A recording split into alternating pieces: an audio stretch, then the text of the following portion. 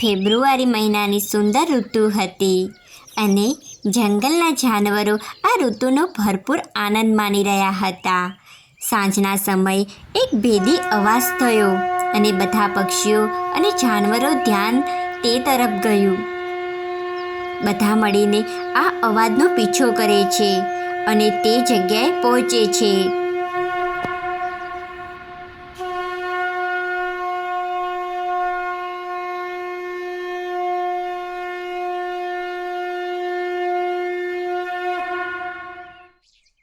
અરે ચકલી બેન, આ અવાજ આ ગુફામાંથી આવી રહ્યો છે.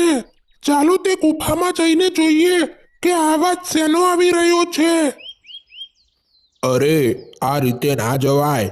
ખબર નહીં કોઈ મોટું જાનવર હોય તો પછી આપણે બધા મોટી સમસ્યામાં આવી શકીશું. જો પોપટભાઈ, આ રીતે ના જવાય, કેમ કે આપણા જંગલમાં પહેલી વખત આવો અવાજ આવી રહ્યો છે. મને તો ખૂબ જ ડર લાગે છે. અરે આ કેવો ભેદી અવાજ છે. અરે કાગડાભાઈ, એમ કરી આપણે બધા જ સાથે જઈએ, જેથી કરીને કોઈ સમસ્યા હશે તો આપણે બધા સાથે મળીને તેનો ઉકેલ ત્યાં જ લાવી શકીશું. કેમ કે આપણે આ અવાજને ભેદ પારખવો જરૂરી છે. નહીં તો આપણા જંગલમાં કોઈ મોટી સમસ્યા આવશે તો પછી શું કરીશું?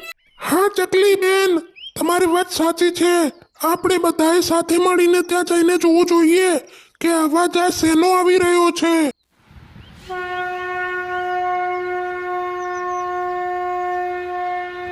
બધા જ પક્ષીઓ તે અવાજનો ભેદ પારખવા માટે તે ગુફા પ્રવેશ કરે છે. ત્યાં જોયું તો જંગલમાં એક સાધુ મહારાજ તેમના મોઢેથી શંખ ફૂંકી રહ્યા હતા.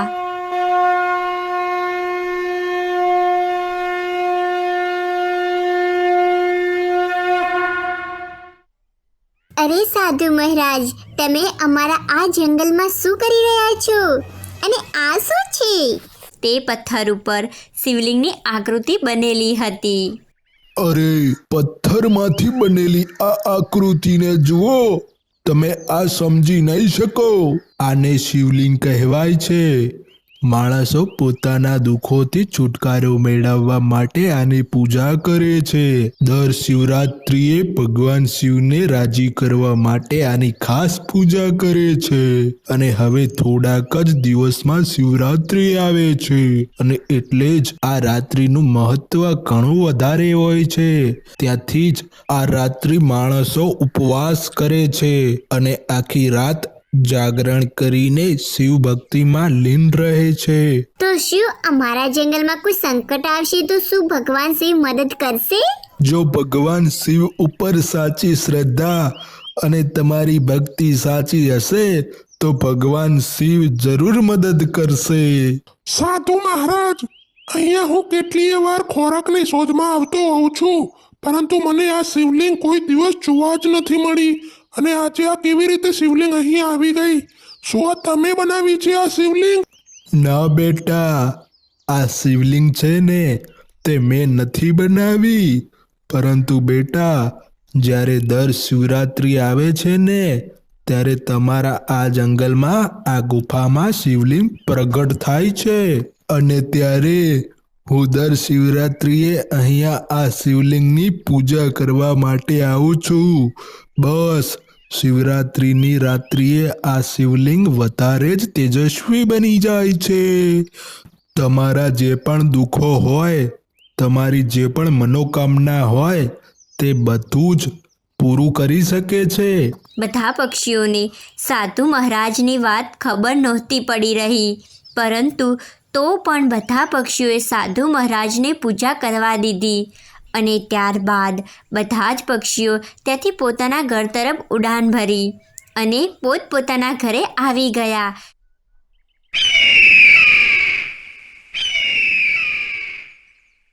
અરે સાથીઓ, આપણા વિસ્તારમાં હવે બધા જ પક્ષીઓનો શિકાર કરી લીધો છે અને ત્યારે હવે આપણા વિસ્તારમાં કોઈ પક્ષી બચ્યું જ નથી અને એટલે જ હવે આપણા વિસ્તારમાં શિકાર મળવો ખૂબ જ મુશ્કેલ બની ગયો છે અને આપણે બધા જાણીએ છીએ કે આપણે લગભગ 3 દિવસથી ભટકી રહ્યા છીએ પરંતુ આપણને કોઈ જ આપણા વિસ્તારમાં હવે શિકાર મળ્યો નથી. આ રીતે ચાલતું રહ્યું ને તો આપણે તો મોતને ભેટવાનો વારો આવશે અને આપણો તો નામો નિશાન મિટાઈ જશે. હા, પરંતુ આપણે આ રીતે પાંખ ઉપર પાંખ ધરીને ના બેસી રહેવું જોઈએ. આ સમસ્યાનું સમાધાન તો આપણે કંઈક શોધવું જ પડશે.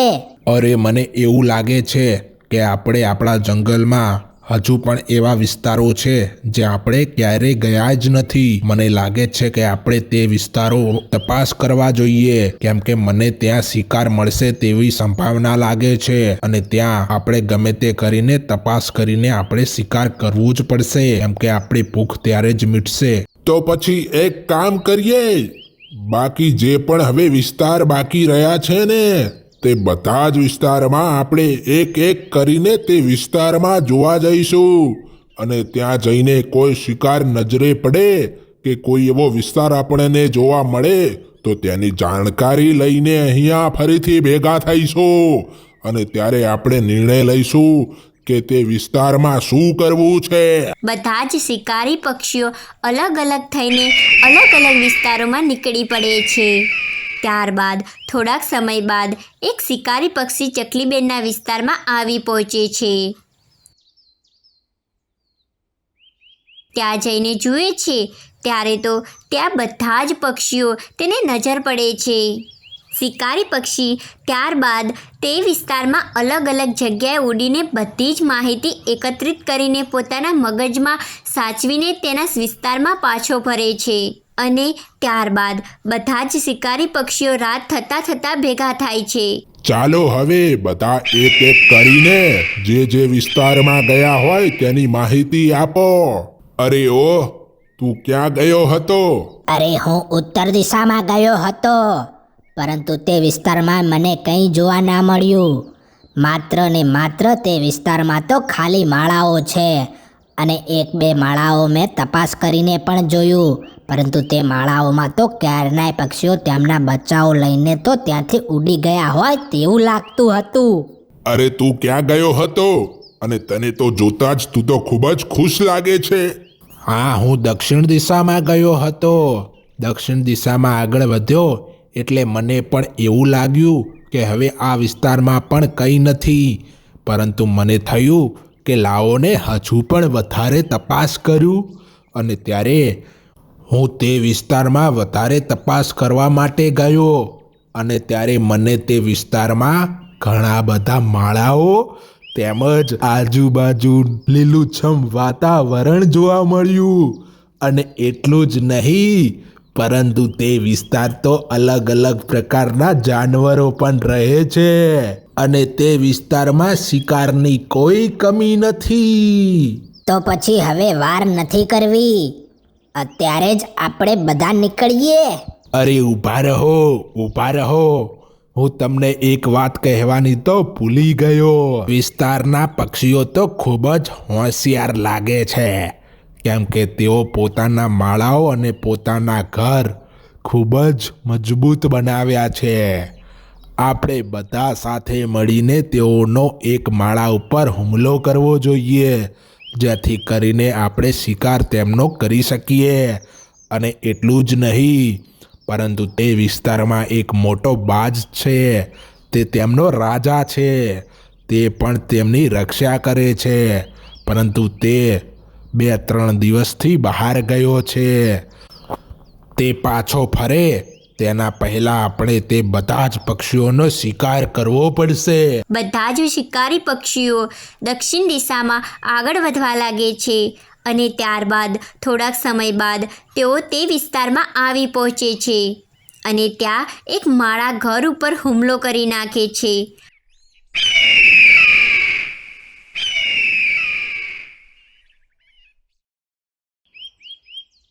અરે બાપ રે, આ શું થઈ ગયું? મને લાગે છે કે આપણા વિસ્તારમાં શિકારી પક્ષીઓ આવી પહોંચ્યા છે અને આ તેમનું જ કાવતરું લાગે છે. અરે તો પછી આપણે આ વાત આપણા રાજાજીને કરવી જોઈએ. તે જ આપણને આ સમસ્યામાંથી બહાર કાઢશે. અરે કાગડાભાઈ, આપણા રાજાજી તો આપણા જંગલમાં ક્યાં છે?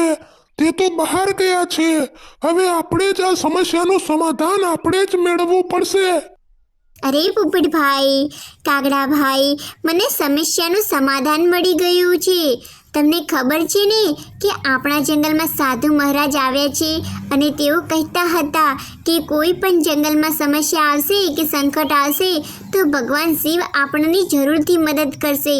તો પછી આપણે તે સાધુ મહારાજ જોડે આપણે જવું જોઈએ અને સમાધાન વિશે વાત કરવી જોઈએ. હા ચકલી બેન, તમારી વાત સાચી છે. તો પછી ચાલો, હવે અત્યારે વધારે મોડું નથી કરવું. અત્યારે જ સાધુ મહારાજ જોડે જઈએ. બધા પક્ષીઓ થોડા ડરી ગયા હતા અને ડરતા ડરતા તેઓ ઉડાન ભરે છે અને ઉડતા ઉડતા તેઓ તે જ ગુફામાં આવી પહોંચે છે. ત્યાં સાધુ મહારાજ શિવલિંગની પૂજા કરતા હતા. પરંતુ જ્યારે બધા પક્ષીઓ ગુફામાં આવે છે ત્યારે જોવે છે ત્યારે તેમને ત્યાં સાધુ મહારાજ દેખાતા નથી.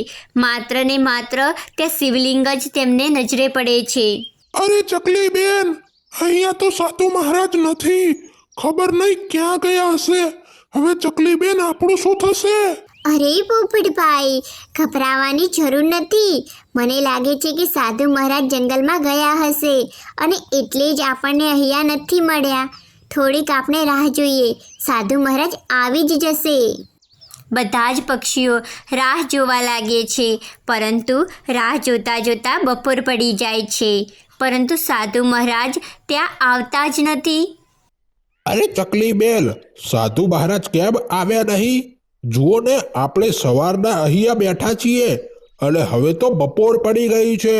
ચકલી બેન, કંઈક વિચારો, નહીં તો આપણે અહીંયા જીવ બચશે એવું મને લાગતું જ નથી. કેમ કે શિકારી પક્ષી ગમે ત્યારે અહીંયા આવી શકે છે. હા ચકલી બેન, પરંતુ મને એવું લાગે છે કે આપણે આપણા બચ્ચાઓને અહીં જ મૂકીને જવું જોઈએ. કેમ કે મને આ ગુફા થોડીક સુરક્ષિત જગ્યા લાગે છે. બધા જ પક્ષીઓ સાધુ મહારાજની શોધમાં નીકળી પડે છે અને ચકલીબેન પણ ભગવાન શિવજીને પોતાના બચ્ચાઓ તેમની શરણમાં મૂકીને આવ્યા હતા અને તેઓ સાધુ મહારાજની શોધમાં નીકળી પડ્યા. પરંતુ ઘણો સમય વીતી ગયો હતો તો પણ સાધુ મહારાજ ક્યાંય જોવા મળ્યા જ નહોતા. અરે ચકલી બેન, જુઓ ને, સાંજ પડવા આવી છે અને આ સાધુ મહારાજના કોઈ સમાચાર આવ્યા જ નથી કે કોઈ અતોપતો પણ નથી. અરે ચકલી બેન, સાધુ મહારાજને છોડો. ત્યાં જુઓ, શિકારી પક્ષીઓ અહીંયા જ આવી રહ્યા છે અને તેઓએ આપણને જોઈ લીધા છે. ચાલો જલ્દીથી અહીંયાથી ઉડો. બધા જ પક્ષીઓ પોતાનો જીવ બચાવીને ત્યાંથી ઉડાન ભરે છે અને તેઓ ખૂબ જ ડરેલા હતા. એવું લાગતું હતું કે શિકારી પક્ષી તેમના ઉપર પંજાની અત્યારે જ વાર કરશે અને તેમનો જીવ અત્યારે જ લઈ જ લેશે. પરંતુ તેઓ પોતાની અંદર જે પણ તાકાત હતી, જેટલી પણ હિંમત હતી, તે બધી જ લગાવીને તેઓ તે ગુફામાં આવી પહોંચ્યા.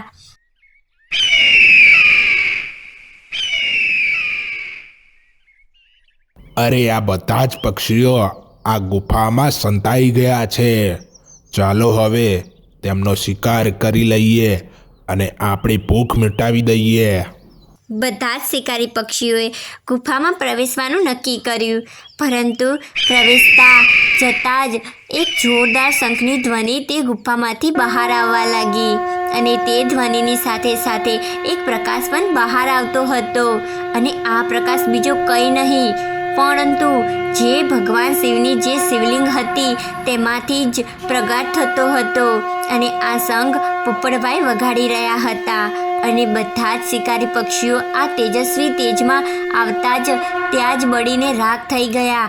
ત્યારબાદ બધા જ પક્ષીઓના જીવમાં જીવ આવ્યો. અરે મમ્મી, આપણે બચી ગયા, આપણે બચી ગયા, આપણે ભગવાન શિવે બચાવી લીધા. મમ્મી, આપણે બચી ગયા. બધા જ પક્ષીઓ ખુશ હતા કેમ કે બધા પક્ષીઓ ઉપર ભગવાન શિવજીની કૃપા થઈ હતી. આમ બધા પક્ષીઓ શિવરાત્રિની તૈયારી કરવા લાગી અને ત્યારબાદ તેઓએ તો શિવરાત્રિના દિવસે ભગવાન શિવની પૂજા કરી અને આ શિવરાત્રિનો પર્વ ખૂબ જ ધૂમધામથી તેમના જંગલમાં ઉજવ્યું.